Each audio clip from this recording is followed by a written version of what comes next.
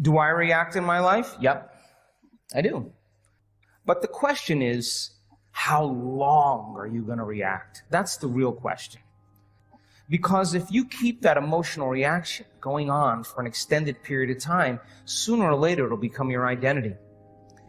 And then people say, why are you so bitter? Why are you so frustrated? Why are you suffering so much? And your brain, in that emotion, you're in the emotion, which means you're in the chemical residue of the past, is going to call up the event because you're emotionally connected to it. And you're going to say, I'm this way because of that past experience. So then, imagine what I do with people.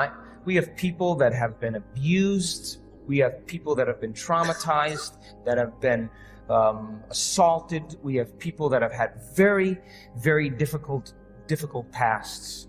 And have you ever heard me say to revisit the event? Have you ever heard me say that? Never do we need to revisit the event, because once you do, you open the box. But what we want to do is overcome the emotion, because that's just what's lasting from the event. So you sit a person down, and the moment you sit them down, what do you think the body's going to do? It's going to look for something to recreate that emotion, because that's the person's identity. Are you with me still? Yes. So if I if I inspire the person to sit there, and they're sitting there, and all of a sudden they're noticing that they're hot, and they're irritated, and their stomach is twisting, and all of a sudden it's a group of sensations, a group of feelings that they have called all along frustration. But the different sensations, the moment you name it, it becomes an emotion. But what it is just bodily sensations. It's energy that's stuck in the body. So the body is looking to go back to the past. It's believing it's in the past. Are you with me still? So if the person becomes aware that their body is doing that, and like training an animal, allow the body to feel that emotion and then settle it down into the present moment. When you settle it down into the present moment, the body starts to trust the present moment and move out of the past. And there's a release of energy. Then the body goes, well, wait a second, what's going to happen in the next moment? And it starts doing that. And it starts to try and anticipate the future. And you settle the body back down into the present moment. And every time you do that, you're telling the body it's no longer the mind, that you're the mind. And your will is getting greater than the program. And all of a sudden, you start to lower the volume to that emotion. And when you begin to break the addiction to that emotion, the side effect of breaking that addiction is called joy. It's called freedom. All of a sudden, the body's saying, I don't want to be tormented anymore. Now, does that mean you shouldn't grieve over things that you lose? Grieving is a biological process. It's neural pruning. It's a death of circuitry. It's a death of emotions. It's the absence, a void of something in your life. And that's important, but in grief, sooner or later, you got to come to a greater understanding about death, a greater understanding about loss, a greater understanding so that you can adapt to those conditions. Every time I sit with someone and they start complaining about their life, and I let them go for a few minutes, and then I go, oh! You know what I say to them? You only complain about your life when it's not working. And the emotion that you're feeling right now is keeping you connected to the past. You never do this when your life is working.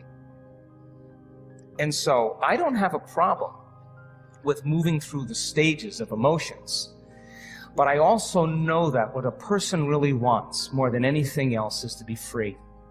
People want to be free. And I have witnessed transformation on every culture, on every skin color, every shape, every size, every age. I've witnessed it. And the same radiance that takes place in a person's face, a light behind their eyes, a different physical presentation of their face is eminent. It's real. And that person has worked to overcome themselves. And so it's not that we shouldn't feel emotions. We should feel those emotions and feel them completely. And like a child, get over it though. and just let it out and then go. When we witness people analyzing their life within some disturbing emotion on the brain scans, over and over again, we saw their brain getting worse. Just worse. And I would go, excuse me, Hector, what the hell were you doing in there? Oh, I was just caught up with my ex and the kids. And well, yeah, I want you to know that that's making your brain worse. And so then when they start reasoning that, and they understand, I'm not going to give them the answer to their problems, because when a person is suffering, what are they looking for? They're looking for me to take them out of their suffering, and I can give them the answer, the correct answer to their problems, and they will argue against me. They will argue the entire time. No, but. And I know what I just say, take the ride with me. Give me 4 days. Give me 5 days. Cross the river. Get beyond yourself and get beyond that emotion. And the memory without the emotional charge is wisdom. And that's the name of the game, because the soul can't go to the future, can't create a new adventure, can't journey back to source if you're living by some emotion that's keeping you in the past. Soul doesn't even know what to dream about. It can't, because it's seeing the future through the lens of the past. So then when the person starts coming up against themselves and they're sitting there and you say you create your reality, all right, well, then I'm going to have a thought about what I want, but they can't control their thoughts. That's because their body's influencing their mind. So the only way they're going to begin to liberate energy is to be still and to know that they're God, to be greater than their body. And every time they settle it back into the present moment, they're lowering the volume to that emotion. And now they become the mind. And the body is no longer the mind. And when the body is finally free, they'll see possibilities they never saw before. I've seen it too many times. And all of a sudden, all that person wants to do is be in the present moment and become more happy. They want more of that. But living in guilt or grief or shame or unworthiness. I had someone tell me they lost a loved one the other day. And I said, well, okay, how long have you been grieving? Oh, about a year. Really? Okay, well, suppose it was you that left and you were looking at the person you loved moping around for a year. What would you say to them after a year if you truly love them? Get over it and have a happy life. I'm doing great. You should make yourself happy. You really love me? Live a happy life. That would be the greatest testament of love for each other. Because if you're suffering, then you're making this hard on me. And so then we always have to update our versions about reality, because it's the only way that we adapt. Don't believe everything you've read or heard. It just may not be the truth. There's always a greater truth that you and I can begin to investigate. Surely someone in eternity has had a similar problem as you and I, and they've gotten beyond it. Yes or no? Yes. So study that person. You want to be wealthy? Study wealthy people. Don't just have some panacea that you're just going to get wealthy. Read about wealthy people and find out that they lost everything and failed miserably 20, 50 times. But what they had as a characteristic, a quality in their personality, is they were persistent. And they kept changing, and they kept forgiving and letting go of the past and kept going. And sooner or later, they ran into it. And when they had all the money they wanted, it was never about the money. It was just about that they could prove to themselves that they can do it. And you and I are no different than that. But if you can't create a future because of some emotion that keeps you in the past, you're going to have to square off with that emotion. And when you sit down and your body has all those physical sensations and it's getting vigilant and it wants to get up and it wants to move and you're just going, wow.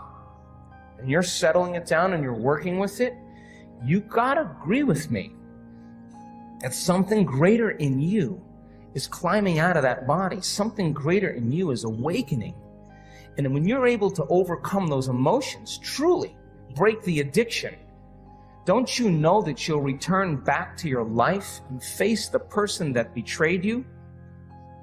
And you will see a part of yourself that you used to be that you no longer are, and you're not going to have anything else but love for them. In fact, you're going to have compassion for them because you're going to realize how stuck they are, and you're liberated and free.